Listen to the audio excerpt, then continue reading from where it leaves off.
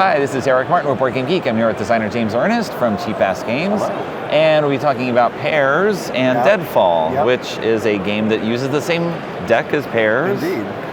Okay, but with different rules. Now, you've had that a lot. Each Pairs game has there are about a variant rule set. Different art decks for Pairs. Yes. And each one of them has the core rules, and everything but the core deck has variant rules as well. Okay. So the Pirate deck actually has 2 games in it called Port and Starboard. They're piratey Pairs games. And the one you're holding there, that's the Echo Chernik Goddesses of Cuisine deck. Mm-hmm. It's actually based on some calendar art that she already had, but it's so pretty. And they're just food ingredients personified as beautiful women. So, okay, yeah, I'll take that art. I'll make a deck out of that. That's right. Well, the variant game that's in here is a cooking game. Okay. It's called the... Goddesses of Cuisine. The Judge. No, the cooking game is called The Judge. Yeah. Okay. It was called The Critic in playtest, so I always get them confused, but it's called The Judge now. Okay. And it's like entering a cooking contest. So I'll teach you how to play that. All right. But then I want to also teach you how to play Deadfall, which is a game I don't have with me, but it plays with the same deck.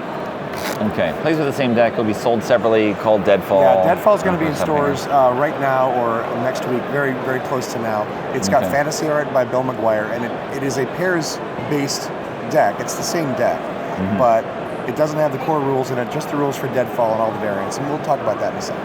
Okay. So the deck of Pairs is a triangle of numbers. It's 1, 1, 2 2s, 3 3s, and so on up to 10 10s. Right. So you're familiar with that deck if you played the Great Dalmuti or 12 Days or some other games that use it.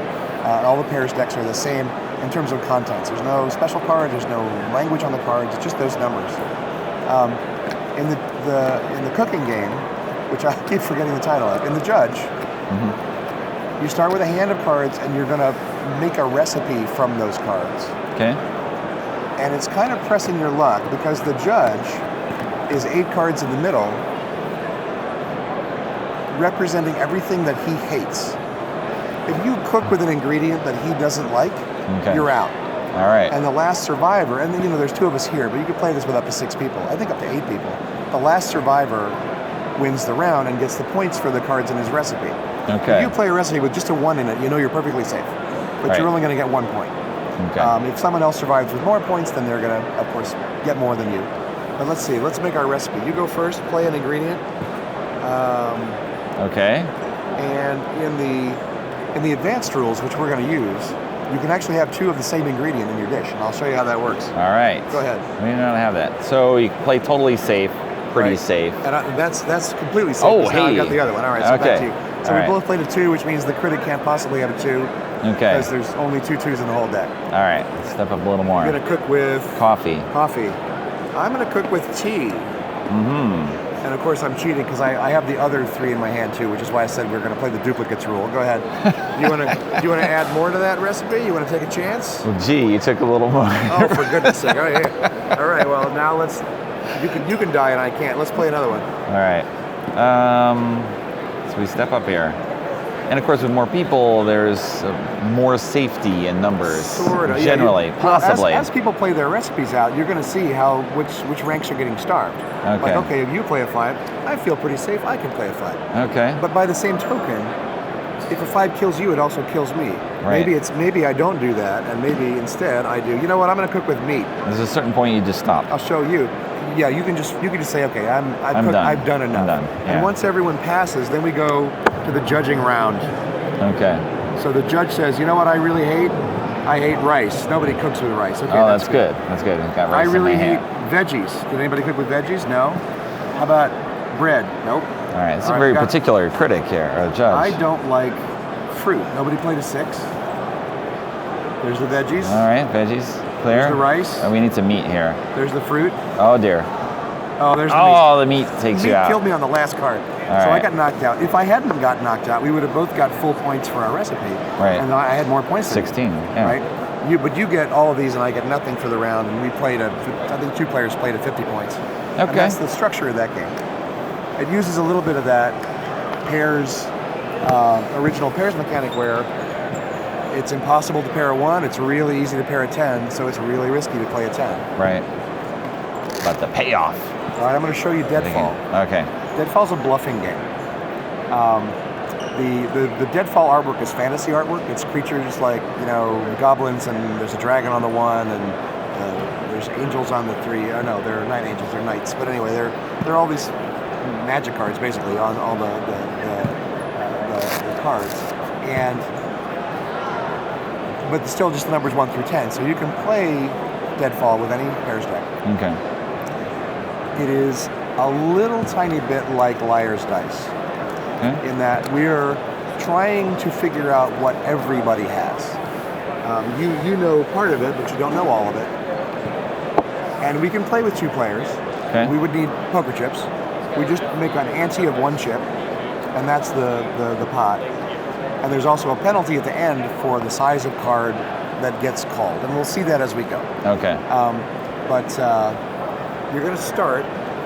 So I actually, when I dealt this yesterday, I did a dummy hand just to bring a 3rd player in, and he was playing randomly. It was pretty interesting, actually. So let's do that. All right. We'll have 3 players. And to start, we're all going to play 1 card face down. The low card will determine who goes first in the sequence. And it's part of our bid, or no? It's not a bid. When you play a card, what you're saying is this card is not dead. So if I play a 10, I'm saying somebody still has a 10, which is fairly safe. Right? Okay. If I play a 1, obviously that it is dead when I play it, but the 1 goes first, so you can cover it, and then it can't be called, right? So all right, I need to see that in action here. If you have the 1, you will always play it. Okay. If you have a low card, you will probably play it, but if someone plays under you, you might get called right away. We'll just see that. It's better if we just play it. All right. So I'm playing a card, and random guy just to see who goes first. To see who goes first. All right. But it's the first card getting played. Okay, 4, 4, 9. If we have a tie for low card, we do it again. So. Okay. Okay, so now it's. This guy's playing randomly. Did I Random mention that? guy. Okay. That's right. This is a terrible demo. Okay, one more card. I'm not playing randomly, but he is. I got a 7, 8, 3. Okay. Oh, this guy goes. Random first. guy goes. Random guy gets to go first. Awesome. So. Good luck. He has 2 options. Right. He can play another card, and when he plays that card, he is saying, "This card is not dead." So again, if he plays a 10, he's pretty safe. Okay. Or he can call somebody else's most recent card. He can call the 7 if he thinks that's the last 7. Nobody has 7s in their hands. He says no. He says nobody. Okay, that rank is dead. I think there's no more 7s. He can call the 8. He probably won't. But if I had played a 4, there's only 1 4 left, and there's a huge stub here. So okay, I'm calling the 4, right? Right. All right. So his action will be to play another card. This guy's going to win. He's going to play a 5. Okay. Okay. So now it's your option. You can call the 5, you can call the 7, or you can play another card. Okay. And I'm like, yeah, okay. I think 9s are pretty safe. I'll play a 9. Okay. Now, because we both played a 9, he cannot call your 9. He can call mine because I played mine after you, and so you were right, and I might be wrong. Okay. Yep. Instead, he's going to play a card because he really doesn't know. He's going to play a 10. All right, that's that really seems safe. safe. He's playing more logically than we are, actually. That's right. All right. So I call 9, 10, right, or play a card. Play a card. It's a little early to be playing a card as big as calling a rank as high as a 9 or a 10. Right. Okay, I'm going to call that 7. Okay. Because, well, logically, I don't think you have 3 7s. I think you're probably holding a pair for the end, and it's not 7s. I don't have a 7, and he's playing randomly. Oh, he's got a 7. So here's the full rules. We had $3 in the pot for the antes. You get that. Okay. I called a 7, and I lost because there was still a 7 in somebody's hand. Yep. So I pay you 7. Okay. And because he saved you, you kick him $1. Okay. So he actually broke even at least by playing randomly. All right, let's play another round. We'll see how that goes for real. Random guy. Awesome. Random guy is breaking even. I'm losing to random guy. That's right. It happens. If I'd only been watching his face, I would have known he had a 7. He's got a good blank expression. You can't read him. I got to play random guy Deadfall some more. I love it. We should only start with 6 cards, though, if there's going to be 3 of us. Okay. All right, we're going to play 1 card to start.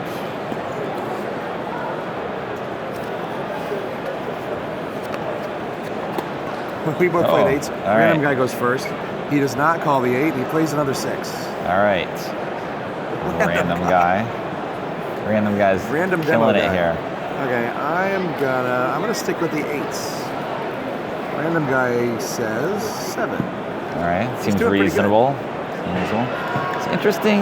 It is very curious. Yes. I'm trying to imagine. I think you just need to play more to get a sense for what's reasonable in terms Right. of. I mean, we're playing against random guys, not helping us. But when you're playing cards intentionally, you're sending signals with every card that you play. Right. When you play that 4, it's not as risky as a 3 or a 2, but it's still like, do I think you have a 4 by virtue of you having played that one? Do I think you would only do that if it was safe? Mm-hmm. And then if I look at a really obvious He's coming play, back. If you play a 2 or something, right?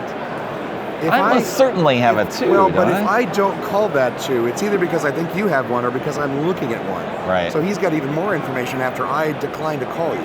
Right. Right? But that's all bluffing. Like, we're probably all just full of it, right? Because we're just running a 2. That's right. All right, I'm going to play a 9. He doesn't know what he's doing, so. He's going to call the 4. I'm gonna call the 4. And I know what I have when I say that, but I don't know what he has. So Okay. Let's see if he was just wrong. Oh, he's got a 4. All right. So he would not have called the 4. He would not have called the 4. But if this was his hand, All right. and he called the 4, did you have another one? No. No? Okay, so there you go. I got stung here. Random guy didn't look at his own hand. Durr. Well, that's Deadfall. And we find that it's really a tight little bluffing game. Okay. We're really, really happy with it and cannot wait to get it out in the hands of Pairs players. All right.